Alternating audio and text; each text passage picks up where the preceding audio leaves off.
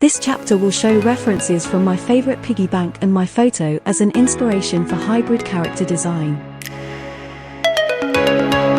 If you have any objects such as this, it's easy to look around and find its best angle to trace.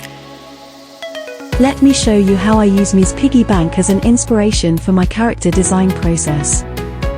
If you're using a photo with drag and drop, you need a new layer for the background.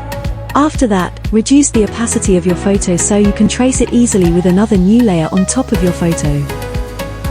Design pencil can be a good choice when tracing because of its texture and light-fast sensitivity. Now I'm showing you my other reference, a personal photo that I took as part of the lesson.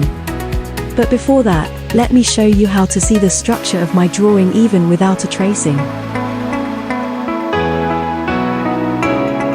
There, you can see how the structures of my drawing look the same as the traced ones because the muscle memory of tracing will gradually make you remember how to make the shapes. Back into my photo as a reference, I created a new sketch based on the same structures from those two drawings before.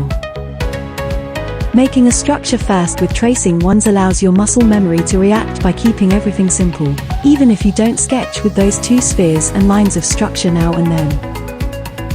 Congratulations! You hack your brain to keep everything simple when sketching, not overcomplicated things to design your hybrid character.